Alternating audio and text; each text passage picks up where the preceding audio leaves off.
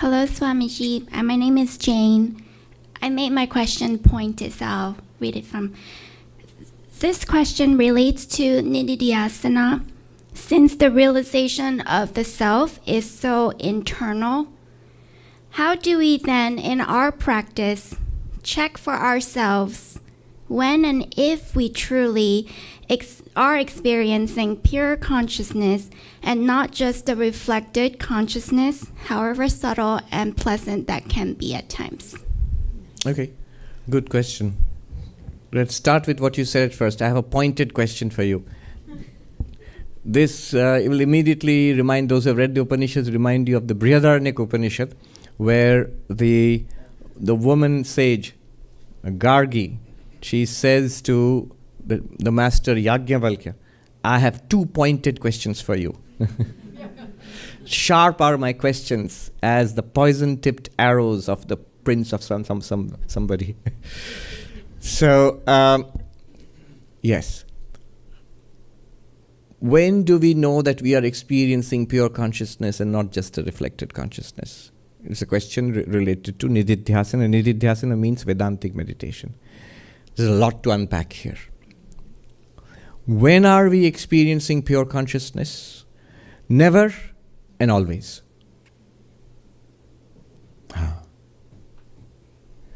Never means pure consciousness is not an object to be experienced. You can never experience it. But then, what's the point of all of this? Why are we here? You should have told us earlier. Vivekananda says, you must not go away thinking it is unknown. It is more than known. It is in fact always known. It's like saying the eyes. With my eyes, I see things. Follow this carefully. With my eyes, I see things. Now, if your question is, when am I seeing my eyes? And not just a reflection of my eyes or a picture of my eyes. Because you say, when am I seeing my eyes? You always say, look at yourself in the mirror. But that's a reflection of my eyes. I am not seeing the eyes the way I am seeing you, like that. I can't put my eyes there and then see my eyes. I can't. Or if you show me a picture, Swami, take a selfie, you can see your eyes. But that's a picture of my eyes. So her question is, when can I see my eyes and not just a reflection or a picture of my eyes? The answer is never. But also, always. Whenever we are seeing anything at all, we know that the eyes are there.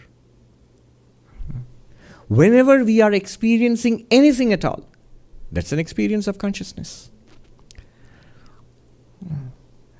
And this clarity comes, she's going into meditation. No, don't.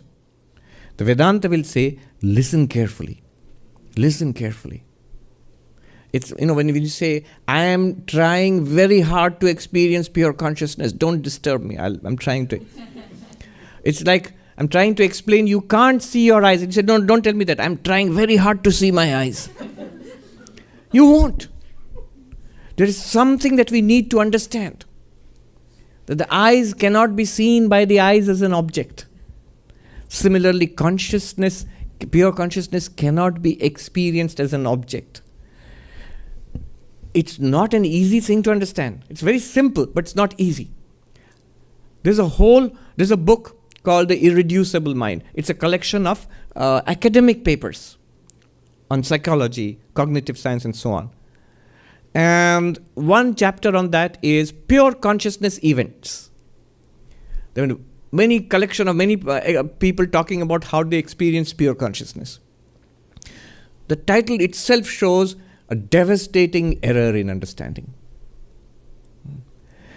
What people mean when they say we have experienced pure consciousness is they have experienced a very deep state of silence or peace of the mind. A lasting, profound peace, a pure and still mind. Where it's not useless, it's very valuable. Where our nature as pure consciousness becomes evident. What you are experiencing is the stillness of the mind. But because of the stillness of the mind, that you are not the mind, that becomes evident. This is the core idea, the central principle of Patanjali Yoga. The Yoga Sutras of Patanjali. Why do they try to still the mind in meditation? Why are they trying to get samadhi? It's because when you have stilled the mind completely in meditation, and by the way, that's rare and valuable, rare, very difficult. It's not just a passing quietness. You have stilled the mind truly in deep meditation. Then, tada drashtu swarupe avasthanam. Then the witness consciousness is in its real nature. Otherwise, if the mind is moving, if there are thoughts, feelings, emotions, activities, vritti sarupyam itaratra. Otherwise, the witness consciousness becomes identified with the movement of the mind. Anger in the mind, wave of anger in the mind. We don't say, I am the witness consciousness and I am illumining a wave of anger in the mind. You say, I am mad at you. I become identified with the movement of the mind. So you still the movements of the mind, then you appreciate that you are pure consciousness. This is the yogic way. But the Advaitic way, that's not the Advaitic way. The Advaitic way is stop meditating, stop it. Listen carefully. Listen carefully. You must appreciate yourself, understand what the eyes are, then you will give up the attempt to see the eyes as an object. You will not even think that's a worthwhile project anymore. You will be perfectly at peace because you know the eyes are always there. Exactly like that, you are pure consciousness regardless of whether you experience it, you are experiencing X, Y, or Z. Whatever we are experiencing is because you are pure consciousness. Now, you would say, why then pure consciousness? What do you mean by pure? Pure is the consciousness itself, minus the objects. So then we must make an effort to eliminate the objects. There are two ways of eliminating the objects. One way, two ways of ensuring pure consciousness. One way is to stop the mind. It's the mind which presents the objects. The mind, the ego sense, that's the primary object. Stop the mind. You need meditation for that. Prolonged, careful practice of meditation. Or the second way, the Advaitic way is the objects themselves are nothing but that pure consciousness. You alone are appearing as your own objects in a dream. How will you experience yourself in the dream? If you ask that question, how do you experience the dreaming mind? The moment you understand what a dream is, you will realize whatever you are seeing in the dream is the dreaming mind. True or not? The Advaitin, whatever you experience in this world, when you see, hear, smell, taste, touch, in the midst of all activities, you are experiencing pure consciousness. Because these are pure consciousness. The objects are nothing but pure consciousness. Kena Upanishad says, Pratibodha viditam matam amritatvam hi vindate. In every experience of life, actual daily experience, not just samadhi, in daily experiences, enjoying, suffering, seeking, at peace, waking, dreaming, deep sleep, whatever the experience, in every experience, if you appreciate yourself as the I am, the limitless pure consciousness, every experience is revealing it. To the one who knows. To the one who does not know, even samadhi will not reveal it. Now, Ashtavakra sings that to the unenlightened one, even when withdrawn from all activities, finds no peace. And the enlightened one, involved in all activities, is ever at peace.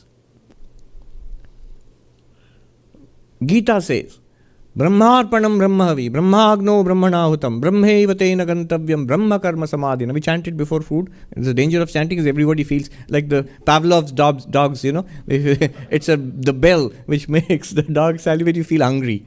But what it means is, in every action, you're actually working, walking, talking, driving. You're experiencing God all the time. You say, that's a nice slogan. But it's not true. It's literally true. You're experiencing nothing but God. The difference is between knowledge and ignorance. you know what's going on here, then yes, you are ever immersed in a limitless ocean of pure consciousness. You don't know what's going on here, you keep looking. It's like trying to see my eyes with. Why are you going around with wide open eyes? I'm trying to see my eyes. You cannot. So nididhyasana, yes. Stilling the mind is a great way of appreciating yourself as consciousness apart from body-mind. But I would also recommend give Vedanta a chance. Keep listening. Try to understand. Pure consciousness is available to us in every experience.